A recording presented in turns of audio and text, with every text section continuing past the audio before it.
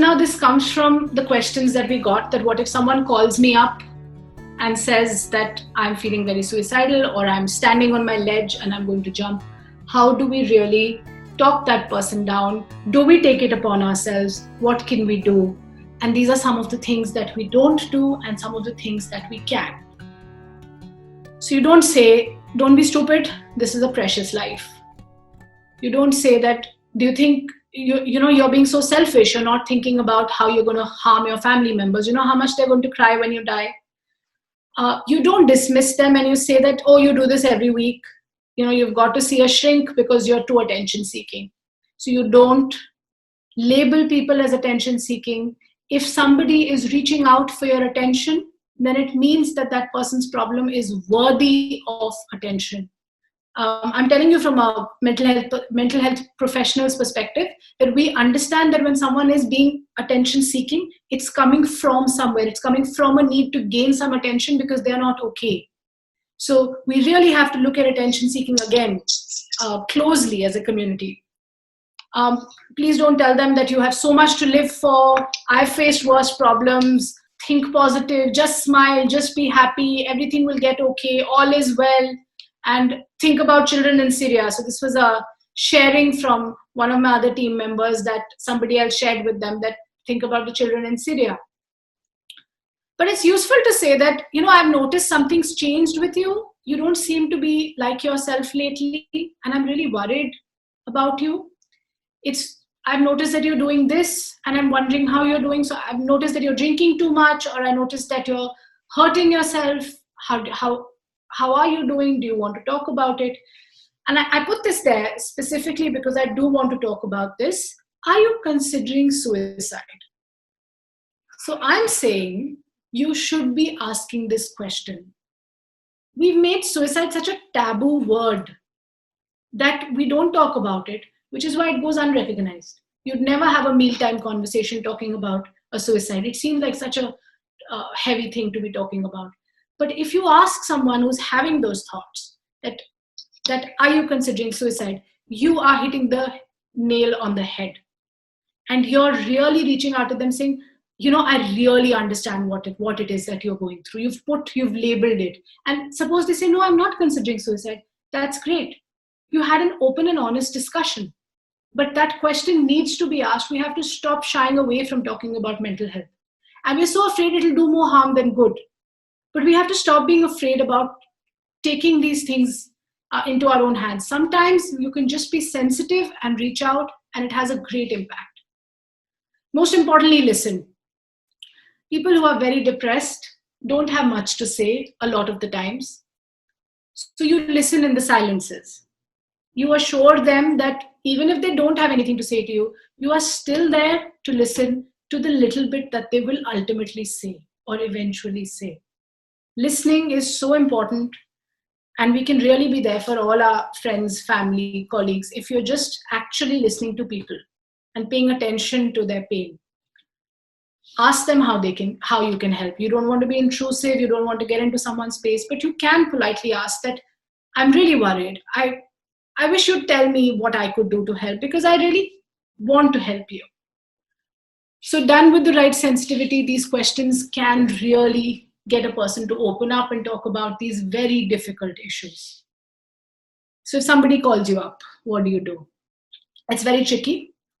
And I'd like to put a disclaimer out here that to mental health professionals who've been doing this for a long time and who've been seeing patients in hospital setups also, when we get calls and somebody's on the phone and someone's feeling very suicidal, it is an overwhelming feeling. Stay on the phone.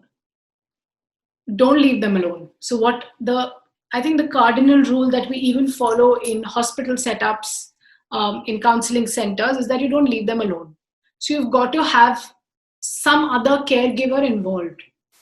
I know that sometimes a friend calls up and you don't want to break the friend's trust by calling up a parent, but somebody who lives with that person needs to be called up and informed that this person doesn't seem to be quite all right. Can you not have this person leave from your sight for the next few hours at least? So that's the best thing that we can do. But when somebody kind of promises you that they'll be okay and they won't hurt themselves for a few hours, it's a useful thing. That's the one thing that maybe keeps them from pushing off the edge. So a verbal contract where you get somebody to say, okay, fine, I won't do anything, at least not until I hang up. So then you can't hang up, but a verbal contract helps. So yeah, provide hope. Let them see that there is a future. Whatever happened, happened, but something good can come out of life.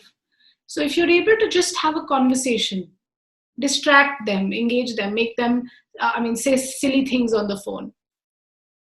Okay, so I was talking a lot about self care and how we need to be careful of our own reactions. And so here I want to just say that um, when somebody is calling me up and is on the phone, but I myself am dealing with something really, really hard on that day, and I'm feeling so overwhelmed, then I need to be really aware of that. I need to acknowledge that today is not a great day for me. We have to, as a community, not be so driven to blame ourselves and take responsibility and feel like the whole burden of the world is on us. Share the burden. So there are always people. I'm going to give you a list of helplines. You now know about Therapeut. We are always there. There are always people you can reach quickly who will aid, who understand how severe problems can be, especially with regard to suicide. And if you're not feeling okay, get somebody else on the phone and create a safer space for yourself and the person seeking your help. So this news has brought us such emotions. We're all experiencing so many different things. And it's okay to feel this.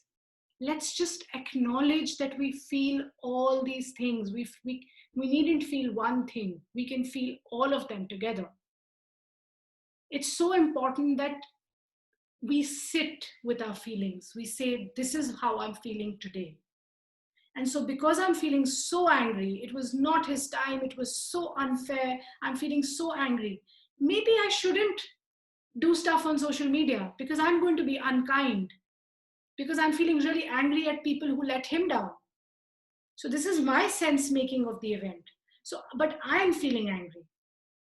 So we must understand that everything that we do is in reaction to how we are feeling. So maybe we shouldn't do at that time, and we should just stay with our feeling. Also, I want to say this about the cyber culture that we have, that it's okay to change your mind about those reasons. I could have felt very angry at many people for driving this person to the edge, but I changed my mind. I realized that's not a kind way to think, and it's not a whole picture. That's not what suicide is entirely about. It's important for us to change our mind. I was discussing with Avilash the other day that we all grew up racist. Nobody told us that you're not supposed to think like this.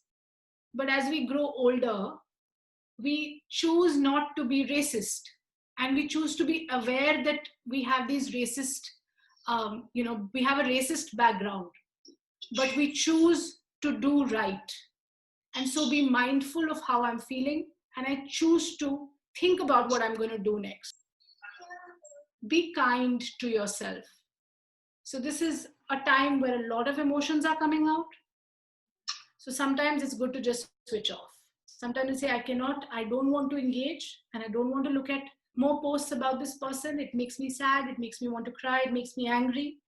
So I'm going to take a break, and I'm just going to relax, going to indulge in something that I enjoy, and be kind to others.